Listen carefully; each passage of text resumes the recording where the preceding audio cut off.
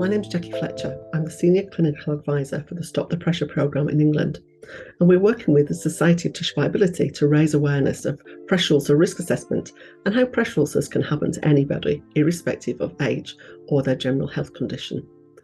Pressure ulcers can happen to people both from newborn babies through to people at the end of life, and happen in both physical and mental health conditions.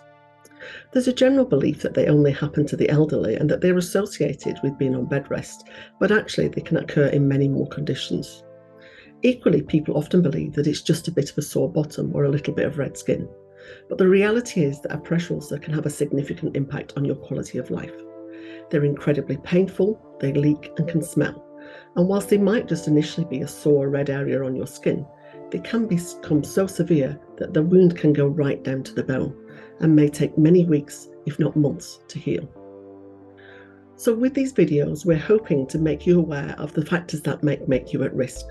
So whether you're a member of the general public or a clinician using this for education, we hope you take the time to watch this series of short videos from patients who've taken the time to tell their story. And we all appreciate the time given to tell us about their journey through healthcare and what happened to them, and what were the specific things that made them at risk, and what impact that had on their quality of life. Hello, my name's Dave. I'm 55 years old. Back in 2008, I became spinal cord injured. I had a pretty devastating illness which attacked my central nervous system and left me completely paralysed from the waist down, from the tummy button down. Hello, my name is Xavier and I'm 9 years old. I had my pressure sore when I was 5 and it's been there for 4 years. Hello, my name is Margaret. I am 67 years of age and I was born with spina bifida. I developed a pressure sore on my left hip when I became wheelchair bound. I'm Sylvia Sanderman and I'm 73 and I'm a paraplegic from an accident 47 years ago and have no feeling from the waist down. I live with my husband and we've been married for 52 years. I discovered I had a pressure ulcer on my coccyx in May 2021 and went on to bed rest. Pushing around a field in my wheelchair with my young son on my lap, and it caused a friction on my hip, which I didn't notice at the time, noticed it the next morning when I woke up. And not only did that mean that I had to come away from the holiday and go and get medical treatment, but it then meant for the next 6 months I was constantly thinking about my hip and what I was doing and whether I should be resting or whether I was okay to be up, and when my next treatment was going to be for it, when the dressing was going to be changed and so on. It absolutely took over my whole life, my whole way of thinking, and it absolutely dominated.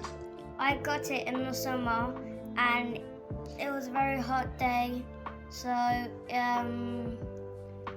it rubbed my top, rubs against my back, so it just peeled the skin off.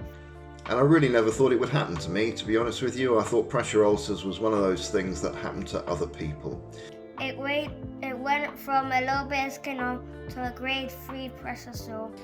The worst thing, I regret to say, was finding it wasn't mending and being after by a district nursing service that had absolutely no consistency. Because I can't feel and the area is impossible to see, the nurse has to be my eyes and record differences, something that becomes impossible when it's rarely the same nurse. I also have a dressing allergy. I'm allergic to acrylate, an adhesive in most usual dressings. The worst thing for me was that whilst I knew that zero pressure was the answer, that it wasn't going to be compatible with my lifestyle. I had discussions with my nursing team to try and find an option, while it may take longer to heal the sore, that would leave me still mobile. The worst thing about my back was where it was hurting because of the pain, and then the sticky plasters because I'm allergic to them. So the sticky plasters was itching me and making me red raw all over my back. I think it was that loss of independence and having all that to deal with, which made having the pressure ulcer so difficult, and has made me even more paranoid as time goes on of how I look after my skin and how well I manage my spinal cord injury and everything that comes with it. The best thing was being handed on in June to a TVN who was one of two in Scotland able to radically debride my ulcer. It's worth noting that through this journey, the ulcer had remained the same size but static. I have seen her roughly twice a month, and progress is slow but consistent. What I wish I had considered was skin management.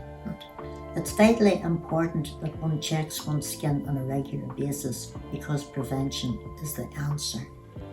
My sore is finally healed from dietitian, tissue viability and a dye analysis. I've learnt a lot in the last year and a half. I now have more confidence in reading my symptoms and my skin.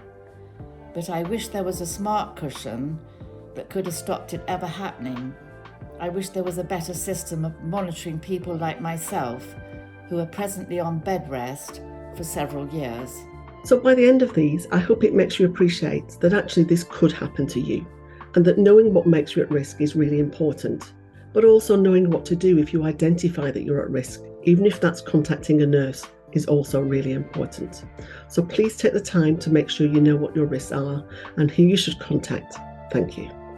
And I bet you probably never thought that would happen to me. I bet you thought it would never happen to me.